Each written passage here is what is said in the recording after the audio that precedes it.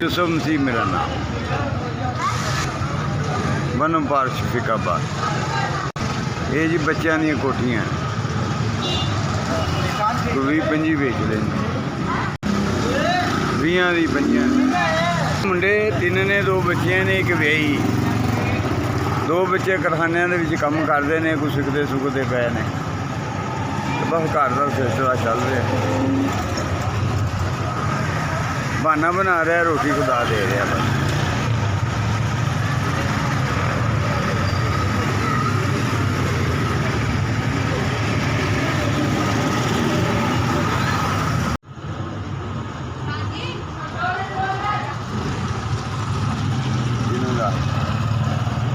तीन हज़ार ठीक है जी। अल्लाह पाक तुहाडे कारोबार च बरकत पावे। मेरे नाल मदद की जनाब, तुसी खुदा तुहानू बहुता देवे। हैं जी, माड़े बंदे तुसी सारी मदद की, खुदा तुहानू सेहत तंदुरुस्ती अता करे। हाँ 3000 रुपये SPS तुहाडी बड़ी मेहरबानी, तुसां मेरे तक पैसे पहुँचाए ने, तुहाडी बड़ी मेहरबानी, मेरी तुसी मदद।